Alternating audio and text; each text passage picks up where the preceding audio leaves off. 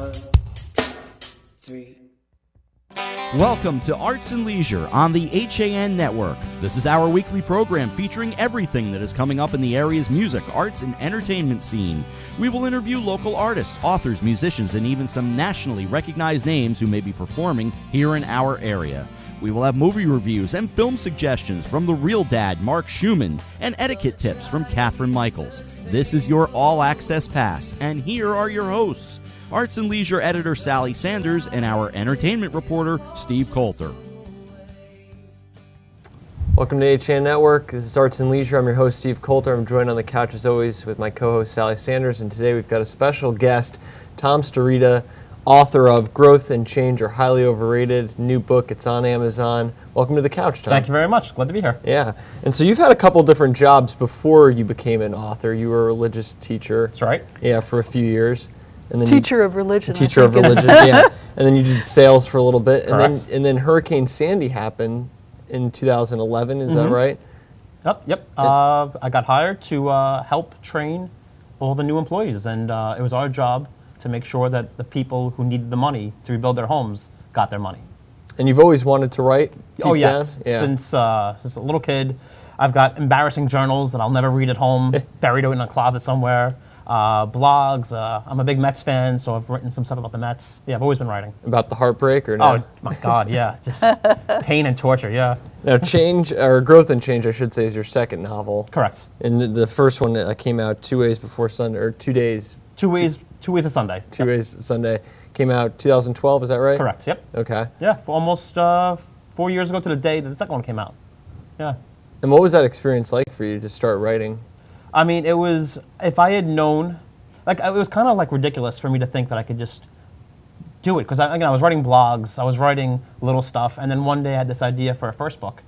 And I sat down and I started writing, and then one page, another page, another page, and next thing you know, I got a book. But if I had known the amount of work that would have gone into that, I mean, I don't know if I would have been as confident to do it. But I'm happy I did. How long did it take you to do it? All right, so first draft for the first book, that was about 2 months. And then it was... That's really fast. Well, when I say 2 months, it was like a skeleton, right? So yeah. I basically had the outline of the book. I had chapters, but nothing really fleshed out. And then I spent 4 years revising and adding and taking out and you know, poring over the minutia of every word. And yeah, 4 years. Your dialogue is very good. Oh, I mean, thank that's you. one of the things that I always judge books by is whether it sounds believable. Sure. And I was reading your first book on, you know, the sample chapter online, and it rings true, which is, for a first book, it's really good. Oh, thank you. I try to read things out loud. Yeah. So I want it to sound like halfway reasonable, and if it sounds ridiculous, or I'll have someone listening to me, and if they make a face, all right, throw that out. Yeah. And you've met so many different people, so you have a wide diversity of different voices that you've heard over the years, which I'm sure helps create different characters and different kind of voices of characters. I got a lot of voices in my head. Yeah. In a good way, not in a bad way. Yeah. Do you take notes? Are you like lurking around coffee shops, listening to people and just writing down things? If you looked at my notes on my iPhone, yeah, you might see a lot of weird sentences and words, and like if someone says like a phrase, I might be like, all right, let me write that down, or even like sometimes like just like an accent. If they say something in a certain way, I'll try to like just, all right, they sound sort of like they're from Delaware, and I'll write down Delaware. Now, Obviously, there's no Delaware accent. That's just me. Oh, there is. Is there? Oh, sure. Oh, yeah. Yeah. Mid-Atlantic. Yeah. Ah. Now, Growth and Change is not an advice book. We should be very clear for the people that are watching at home. This is not a self-help book by any means. Please don't take advice from this book. If you do, we're going to have some problems. Right. Yeah. And so the main character is Lucas James. Where did you create him from? He's the worst part of me. I would say the main character is like 20% autobiographical, 80% just ridiculous. But yeah, I decided to take what's inside of me and just amplify it, and that's where I got this guy. And so now you're based now in Stratford. How long have you been living in this area for? We just bought our house at mid-November, so congratulations. Thank you. Yeah. You're engaged. I'm engaged. I just got a dog. Wow. Life is happening right now. Yeah. Books on Amazon. Got a book. Yeah. The last 4 months, I proposed, I bought a house, I got a dog, and my book came out.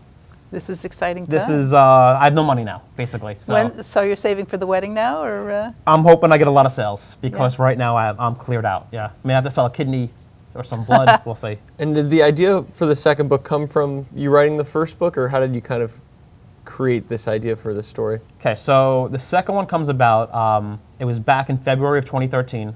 It was a bad point in my life. I'm living alone. It's a week before Valentine's Day. I have the worst flu. I might have the swine flu. I don't know. I have a bad flu. And I'm just in bed all day, all night. And obviously, 'cause I'm not going out, I'm not buying any groceries. So Friday night, I just sleep all day, all night. And I wake up around like 11 o'clock Friday night, and I'm starving. And I get out of bed, and I look out the window, and there's like 8 inches of snow outside.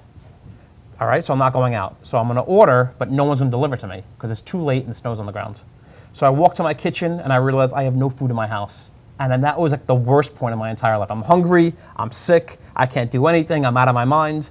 And I thought, oh my God, this is actually maybe a good idea for the start of a book.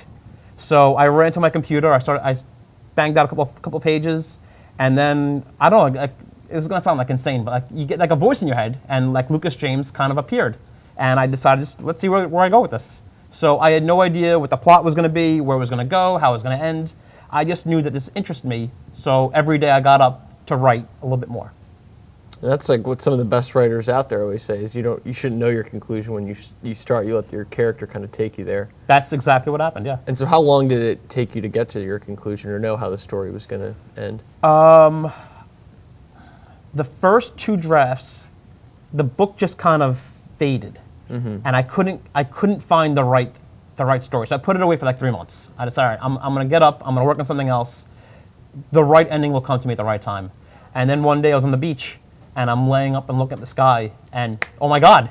So I literally got my car, ran back to my house, and wrote the ending. You didn't have your phone on? You didn't I had notes? nothing. Yeah, I was bugging out. I'm like, I can't forget this. So I'm talking out loud. So writing it on your hand? People are looking at me like, what's he doing over there? Yeah.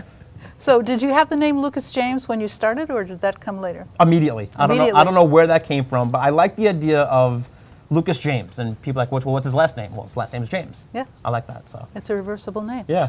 And he's a guitarist. Yeah, he's a wannabe musician. Yeah.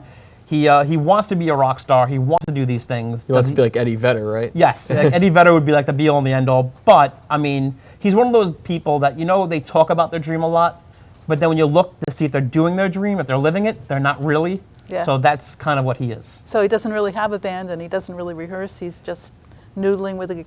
He did. At one point, there was a band, there was things, and then life happens, and time goes on, and he got comfortable, and he's got his fiance, and he's just living the high life off her dime, thinking if I talk about it enough, I'll become a rock star, instead of maybe just going out and doing it. And she cuts him off. And then, yeah, 4 years of supporting this guy, she's like, all right, I've had enough, you're out of the house. And so is that the inciting incident in the book, or? The book opens up with Jackie, his Applejack, leaving him. She couldn't take anymore. So now he's got to, for the first time in his life, find a job. He's got to find an apartment, things he's never done before, be an adult, find a checkbook. And those things are so highly overrated. Oh my God, completely overrated, yeah. What were some of your goals when you started this story? Did you want to try to change people's opinions on kind of failed dreams and desires, or what were some of the themes that you were kind of playing with when you started? I wanted to not confront, it's just too strong a word. I wanted to bring out that just because you talk about doing something doesn't mean you're actually doing it. That there are a lot of people in this world, myself included, not to point fingers, that you might not be happy with your place in life. So you can either live your entire life complaining and bemoaning and blaming other people for why you haven't gotten to the place you are, or why your dreams didn't work out, or maybe your dream failed and that was enough, I can't try again. So the book is supposed to be like, just because you're 30 or 40 or 60 or whatever your age is, it's not too late to do what you want to do. And success is a broad word. Success could be Stephen King, or success could be on the Ham Network right now with you guys, or the Ham Network. Yeah. Ham. Yes, not ham. People have made that, they've associated with it before, so don't worry, you're not the first. Did you kind of get some inspiration from the people you encountered when you were working on Sandy Relief? I was just thinking about the idea of people having to make changes in their lives and being confronted with being cut off from having a home, or being cut off from a job. I would say they're the inspiration. They're the ones that got knocked on their back. Some lost everything. And then how do you get back up? How do you get back up when you're married and you have kids and everyone's depending on you? You know, you just can't sit there and cry and say, all right, I guess that's it. I'm going to lay in my bed now for the next 30 years. You got to get up. You got to live your life. You got to wake up in the morning. And most of those people did. Yeah, exactly. They're an inspiration. Yeah. Now, so the book is self-published. How much did you know about self-publishing a book before you started these two novels? Completely nothing. Yeah. Like less than nothing. The negative of nothing. Yeah. And so it's been an easy process, though? Or? Oh, a breeze, yeah. No, it's been getting the word out. Like, both books, I could have been published by like a small publisher, but they wanted me to do the legwork. They wanted me to do the publicity. They wanted me to write my own press releases, this and that. So I always thought, well, if I'm going to do all this work and I'm not going to make anything really, why not just control it myself? So it's learning the hard way. It's learning how to write a press release. It's learning how to contact people. It's learning to make sure that you're not flippant in emails, being professional, things like that. And not to say I was flippant or anything, but like just making mistakes, learning as you go, and trying to like do better the next time you do it. Was Amazon the first company that you thought to do it with, or was there anybody else that you considered? For the second book, yeah. I heard that with the Kindle, they'll publish it. They don't want any money from the author, which I thought is great. There's a lot of publishing houses out there. Say, yeah, just give us $4,000, and we'll give you 10% of the deals, and you'll do all the work. Well, not really for me. With Amazon, you can publish to the Kindle exclusively for the first 3 months, and then you can take it out to the Nook, iPhone, the iReader, things like that. So they let you control your content, and they make it easy for you as well. Yeah, and so many people can access it. Absolutely. And then I thought originally that you had to have a Kindle to read my book. And then I found out that if you download the Kindle app for free, you can read the book on your phone, on your tablet, whatever you want to do. Right. Is there a website that you'd like to plug or any social media handle? Oh, sure, yeah. My website is goppygots.com. How did you find that?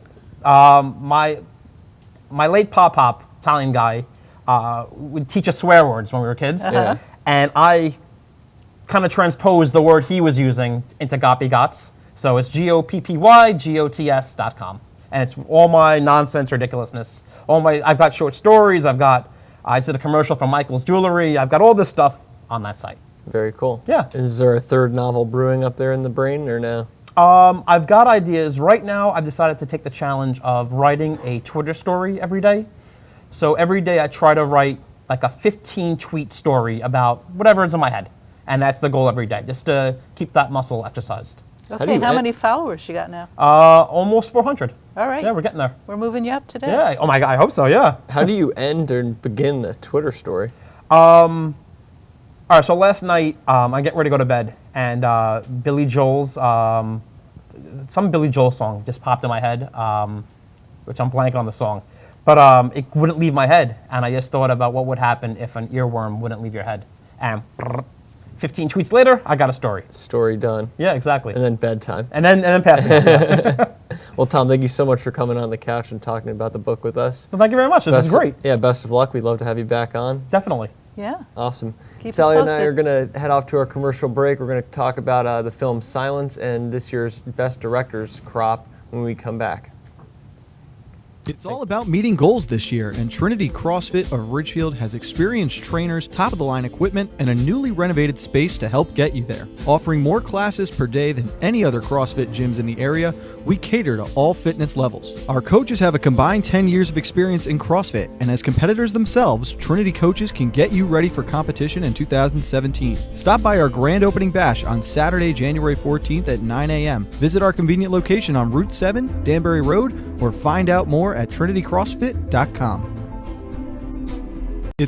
Want a new experience in car buying? No aggravation, no confrontation, just answers to all your questions. Scap Chrysler Dodge Jeep Ram. Car buying the way you want it to be. With one of the largest selections of new 2- and 4-door Jeep Wranglers available, we are Connecticut's Wrangler headquarters. Located in Fairfield, Connecticut, we're easy to get to. Just 2.5 miles off the Merritt Parkway, exit 44 via Route 58 South. Save thousands right now during the Start Something New sales event, now through January 31st. Why cook it all this holiday? Avoid the stress of holiday planning and let your friends at Walter Stewart's in New Canaan do the heavy lifting. Whether you're looking to fill in with a few crowd-pleasing sides or you want us to prepare your whole feast, from cranberry sauce to pumpkin pie, we're ready to simplify your holiday. Place your order from our holiday menu and spend your holiday the right way, relaxing. Our fresh prepared holiday meals to go are designed with your busy schedule in mind. Visit us at stewartsmarket.com or at 229 Elm Street, New Canaan. Hi, I'm Denise Figuergoli, host of The Drive, here every Tuesday on the HN Network. It's about how you fuel your mind, your body, your spirit that creates the life you live, with people, places, ideas, and organizations that move us forward mindfully and consciously. Tune into The Drive here on the HN Network, Tuesdays at 12:30.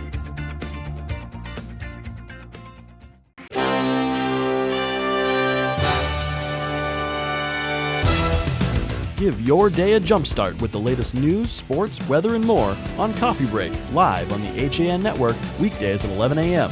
Connecticut news doesn't get any more local than on Coffee Break.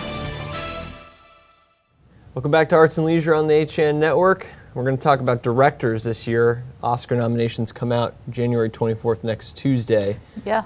A lot of the directors are always kind of combed over. The Best Picture, the actors, the actresses, those get the headlines. So we thought now would be a good time. I got to see Silence Saturday. Which is by one of the renowned directors exactly, of Martin all time. Scorsese's Yeah. latest film, starring Andrew Garfield, about two Jesuit priests who travel to Japan in 1640s, where Christianity has been outlawed and kind of gone underground. A very powerful film. I thought it was an amazing immersive experience. And yes, it was very long. Immersive in a good way, but great a way. very, very tense and yes, kind of this painful is not way. a movie similar along the lines of Manchester by the Sea that you'd recommend to someone who needs like an uplift. This is not an uplifting movie by any stretch of the imagination, and it's one that really requires an endurance from the audience member. So it's not exactly one that you maybe want to go see in a theater. Well, we know everyone's being tortured on screen. Yeah, so. it's a hard watch, and the final 30 minutes of it are a little drawn out, and that's probably where he could have edited a little bit. But I thought the film was very powerful, and yeah, it needs an editor. And the last half hour's a little lazy, I guess, because it starts getting too narrator. Well, this was a film he wanted to do for so long. A huge passion project. Yeah, he just put everything into it. Yeah, he first could. developed the script in the early '90s, and he was Yeah. supposed to direct it right after he did Gangs of New York in 2002, and so this has been pushed aside for almost 2 decades now. Yeah, I was reading this morning about the Japanese actor who plays the Inquisitor in Yeah. this, and how he'd been signed on, I think, since 1999 or something like that. It was, Yeah, I did not know that. Yeah, he had meetings early in this century with him and just waited. Yeah, there was a little bit too much of the Inquisitor at the end of the movie. It could have been edited down, I think, at the end. Yeah. It got a little too drawn out, but a great movie that I would recommend, maybe DVD, so you can hit pause and take a break and take a deep breath. But this really was supposed to open up the conversation. This year, Scorsese got snubbed at the Golden Globes, and he doesn't appear to be very much a favorite at all to get a nod from the Oscars. And we wonder if that's timing, partly. Partly timing. I thought the film could have been released at a different time because it doesn't seem like it's contending for an Oscar. He doesn't seem too worried about that aspect of it himself in the media and in the kind of mainstream. He's not really gunning for that Best Director statue. But these other young guns, Damien Chazelle, 31, Yeah. Barry Jenkins, it's 37. Those are the two frontrunners in the category. So. Well, it's interesting. The Directors Guild nominations came out last week, and Damien Chazelle, Garth Davis for Lion. Garth Davis for Lion. This is only his, second movie? First movie? First movie, Yeah. first feature film. Barry Jenkins, Kenneth Lonergan's has only been done around 3, for a right. long time, but hasn't done that many. And Denis Villeneuve, I think is Villeneuve, yeah. Villeneuve. He's only done, I think, 10 or 12 motion pictures. Yeah. Another one is Lorgis Lanthimos from The Lobster. He's only done 9. You've Tom Ford, who's only done 2. Yeah. Mike Mills has only done 10. Pablo Larraín has done 8. I mean, these are filmmakers that are not notable, yet their movies are going to be the kind of driving discussion here in the final month of the Oscar season. Yeah. Replacing people like Clint Eastwood, who had Sully come out in September. People thought he was going to be a favorite not really there.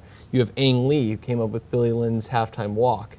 He's nowhere to be found in this discussion. You have Denzel Washington, who did get a nomination from the Golden Globes, as well as Mel Gibson.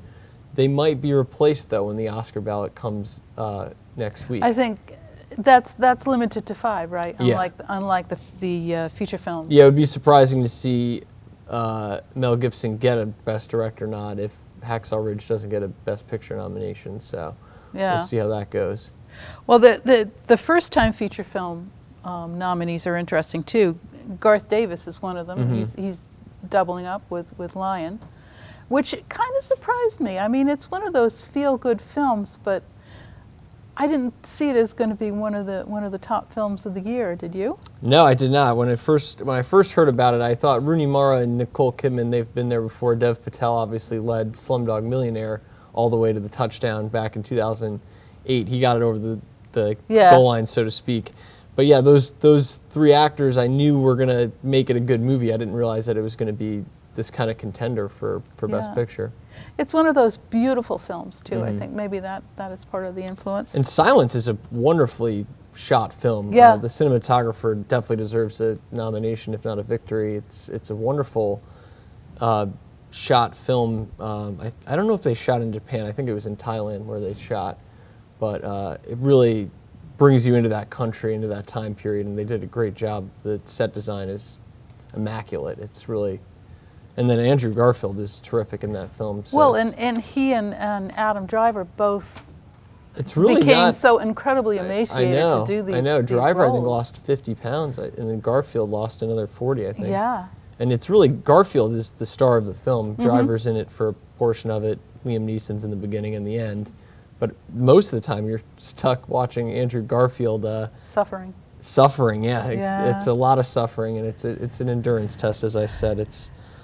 It's a very tough movie to get through. Another old director that's on the list, Warren Beatty, also had Rules Don't Apply. He's nowhere to be found. So, again, this is kind of the theme, I think, of this year, is you have these 30-year-old directors, 37-year-old directors who are pushing out the It's old interesting Hollywood. that one of the first-time feature film nominees is Nate Parker, who's pretty much gotten just wiped out everywhere else. Yeah.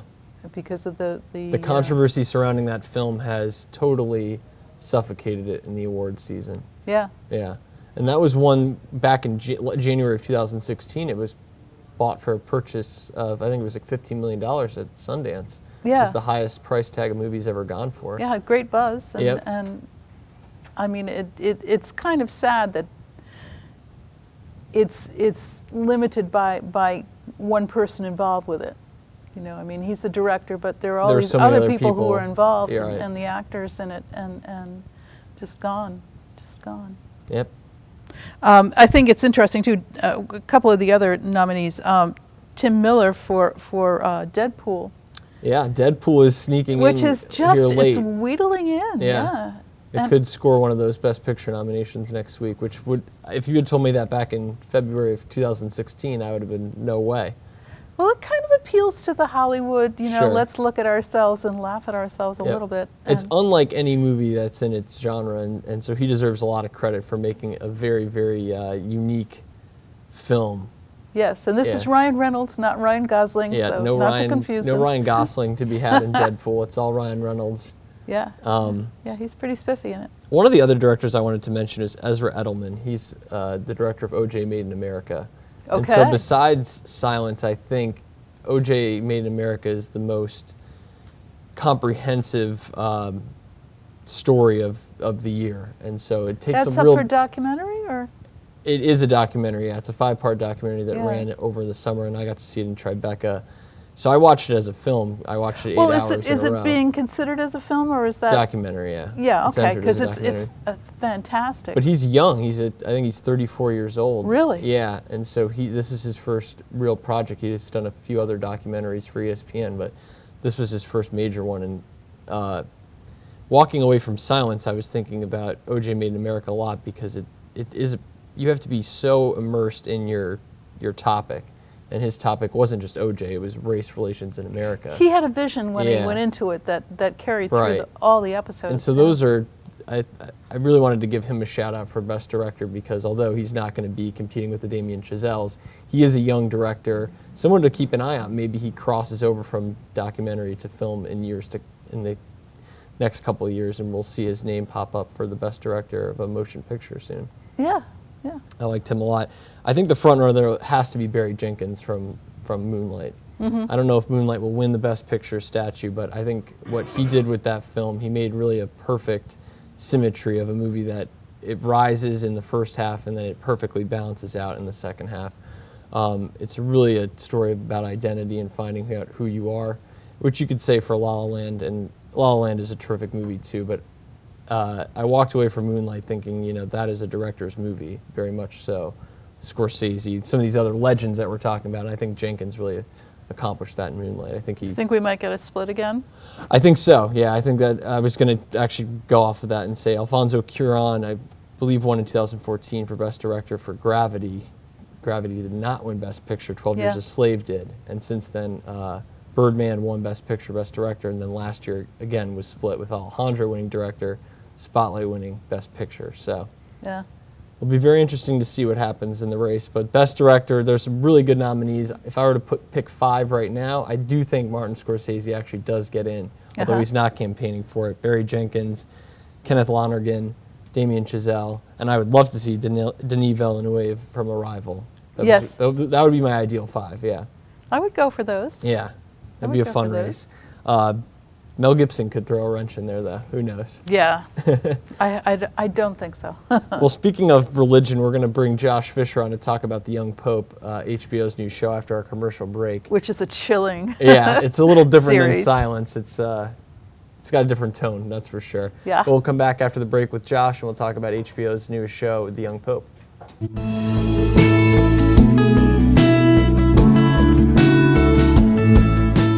At the Milford Bank, we offer an extensive selection of lending products and services to meet virtually any need. Submit your application online in our Mortgage Web Center. Start to finish, you can apply for a loan in as little as 10 minutes. Our knowledgeable and helpful staff are available to meet with you at your convenience. To learn more about what we can do for you, stop by one of our Milford Bank offices or visit us at milfordbank.com. The Milford Bank, always there. Member FDIC, Equal Housing Lender.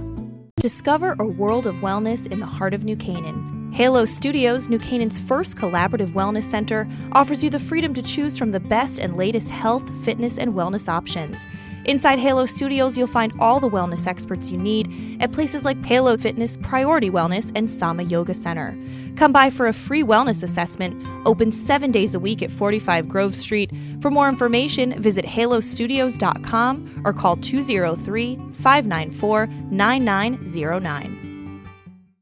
While there's still a bite out on the water, most anglers have decided to stow the gear for the winter. Just because Mother Nature isn't cooperating doesn't mean you can't see the latest models of all your favorite gear. With 2 convenient locations, it couldn't be easier to get your fix of summer.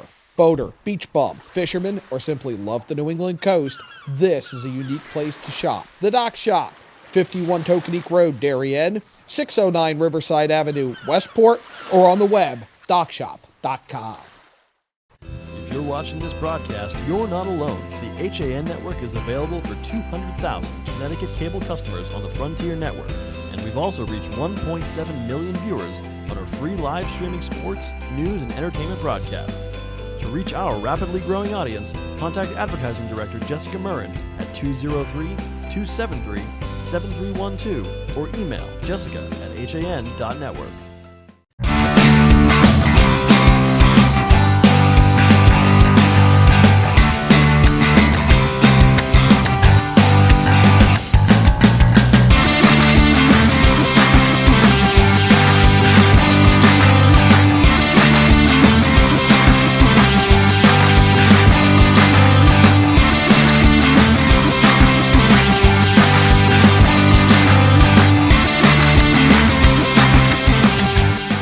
Back to Arts and Leisure on the HAN Network. We're joined here by Josh Fisher, the host of HAN CT Pulse. Josh is our resident TV expert. And Nice, Sally. there was a big one on last night. Jude Law and Diane Keaton are finally members of the TV club. They star in the show The Young Pope. Yeah. That debuted on HBO last night. You got to see it early, I believe, right? Yeah, well, it already aired in its entirety in Europe, Right. And in Italy, which was interesting. So I'd gotten a hold of an early copy of it and watched it. But now it's going to be, the second episode is tonight on HBO, and it's going to be a Monday night show. Ah. Oh, okay. Not a Sunday night show, which I was surprised to read this morning. I didn't even realize that. Yeah, so that's why you're our expert. I watched it last night. I was like, I have to wait till next Sunday. Yeah, so if you got into it last night, and I mean, how great is it to have Jude Law and Diane Keaton on TV? That's something you can look forward to week after week. Oh, it's so good. And that's I think one of the great things about television nowadays. It's we have these amazing televisions we can watch on at home, and now the actors are coming to us too. You look at like Billy Bob Thornton, who has now been on Goliath and on Fargo before that. We wouldn't have seen this 10 years ago with all this huge star power, and I think it's great. And this is love really it too. A director-driven show. Paulo Sorrentino, who did The Great Beauty, which won in 2013 for Best Foreign Film, is the director, writer, creative force behind this. He has knocked it out of the park. The opening scene is one of the best I can remember of any TV show. It really keeps you guessing. It's like a dream sequence inside a dream sequence. Well, he's very inspired by Fellini, who did a lot of that with his films in the early 60s and 50s. And yeah, the dream sequence to open the show is definitely and that's what I like about it, Steve and Sally, is that it's not an American show, but it's about an American pope. Yes. And a young pope. Two things that would never happen. An Italian-American pope, we should say. Right. That's a good point. And Lenny. An orphan. Lenny, yeah. And an orphan, too. He has no parents either. Right. So it's like so kind of absurd. I was raised Catholic. I've always been very interested in the government of the church. Yes. And anytime we, and they've opened up the hood in this show. You get to see some of the boy, I guess politics, they have. Yeah. And that's what's so neat. But as an American Catholic, that there's there's two things that are never going to happen in real life. Probably you're going to get a young pope because the cardinals aren't going to select a pope that. It's going to be their last pope. They want to be alive for the next round so that they might become pope. Sure. Another time, and two, they're not going to put an American in charge of the Vatican because America already has enough power. That's kind of the conventional wisdom that's always been. So this takes all of that and flips it on its head. It's such a concept. It's so simple too. It's and what if the Pope is young, the director denies that there's any political right, connection. I think that we will, as Americans, will certainly see, and anyone in the world will see all these connections to someone like Trump becoming president because just the whole populist, nationalist. Right, it's someone who wants to take tradition and doesn't care about tradition and wants to flip it all over. Yeah. But I think what this has going for it is that it was all made before even the election happened. Oh yeah. So it's unfair criticism. We can see. I think opinion, we as Americans now, and anyone who's into politics, can see Trump in almost anything that we do. You see him like in your toast, almost like he's. Well, you could see Mussolini. I actually saw in my this jam too. this morning on my toast. You can see Mussolini. Yeah, no, that's a good point. This is an Italian director, and I think it's got kind of an Italian sensibility to it. It really does, and it's shot so beautifully. I mean, it just is so neat to see the different angles that are used, and I don't think we necessarily You wonder where see. all the sets are. I know. I was wondering that He shot in myself. Rome. I know he shot in Rome, but he obviously wasn't going to get access to the Vatican. Right. I would not think. Who knows? Francis is a different kind of pope. So Lenny becomes the pope. Yeah, Lenny. There's a little bit of a backstory there. They've propped him up to become the pope in hopes that they can control him. Right. And boy, are they wrong. Yeah, and he does such a good job of really, but it's like slow. You don't know. I mean, if you watch his opening homily, which turns out not to be real. Oh, it's so good. Because it's a dream, and you're like, oh my God, this guy's going to really flip everything around. But now you don't know what he actually feels about the things that he said in that homily. Because a big underlying thing throughout the entire first episode is what's his first homily going to be about. He keeps being told that he needs to, he keeps saying later. Later. Right. Keeps pushing it off the agenda. Right, and he's not, and we've been, I think, also so used to, now we have this kind of loving, caring Pope in Pope Francis. After we did not have, Pope Benedict could not be accused of necessarily being like a loving and caring type of Pope, and he was chairman. He was, and he had big shoes to fill in Pope John Paul II, who gets a name mention in this. Yep. Because there's a great line about how, because Lenny likes to smoke cigarettes, and he's told that you can't smoke. Right there in the papal office. He's told you can't smoke in the Vatican, and he said, well, who made that rule? And he said, well, Pope John Paul II. He goes, well, I'm the Pope now. So, and it's kind of, it's just, and it has this sort of, it's like almost like the Game of Thrones too. You see the people, the smaller people behind Yeah. the scenes with the rumors and how everything is kind of run behind. That was one of my favorite parts of it. Is you get to see all the players thinking about what they think is going to happen with him, and then he just smashes it with his hammer. And he's so disobedient and rude, dismissive to the Cardinal Violio. Yes, that's one of the best scenes in the first episode. Yes, it really is, and it makes you wonder: is this going to be like a West Wing type alternate reality? That That's an interesting comparison. Where we really get to see, because the West Wing really opened it up on a weekly basis, where we got to see what goes on inside the White House in a way that we never got to see before, or at least one person's conception of right. Yes. No. Of course. But so that every week we actually got to, and it was had a liberal bent during the Bush presidency. It was on mostly during the Bush presidency, and this looks like it could have. I mean, it could have more of a conservative bent in the formality that Lenny, Pope Pius XIII is into. So I think it'll be interesting how it moves forward and what we get to see on the inside and how it does hold true. And now it's not a limited series. This could return for a second season. I believe that I read this morning that it's been already renewed for a second season. So Paulo's in for the long term with this young pope. It's I mean, that's an interesting question too for somebody who's a film director. You get lured into doing a short series. And this is very much TV. It's not a film. This is episodic. But it's what, 10?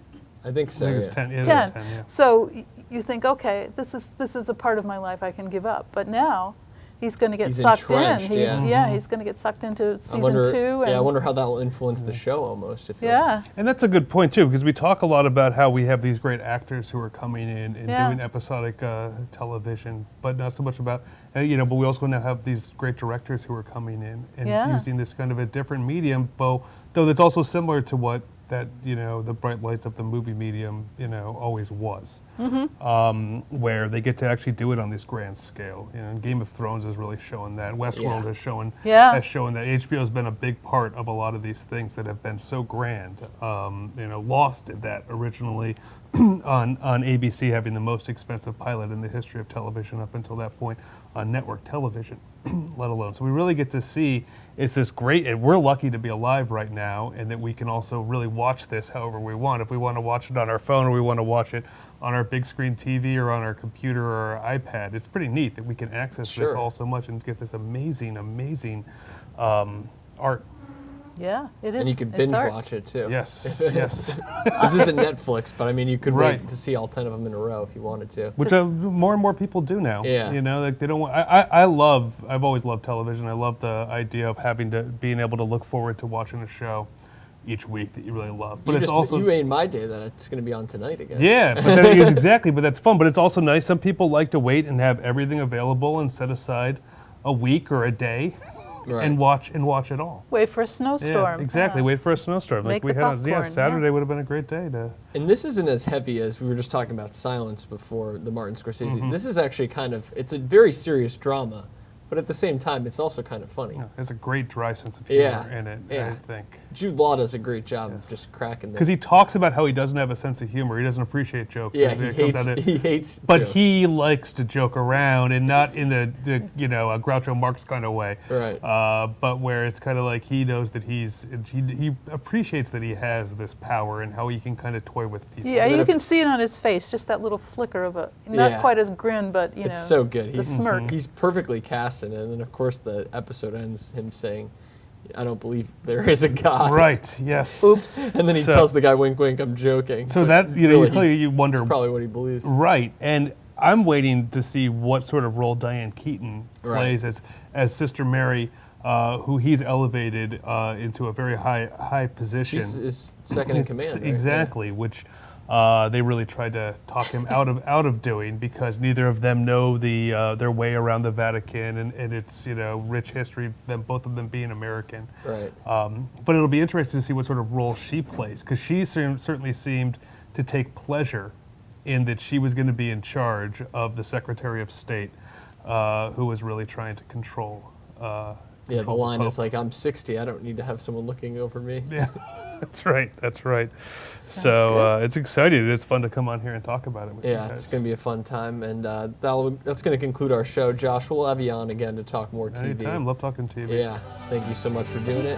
Young Pope is on HBO tonight. The first episode aired last night. You can watch it on HBO Go. We'll be back on the couch next week to talk with Mark Schumann and do our Oscar forecasts as the nominees come out. It's alright in front of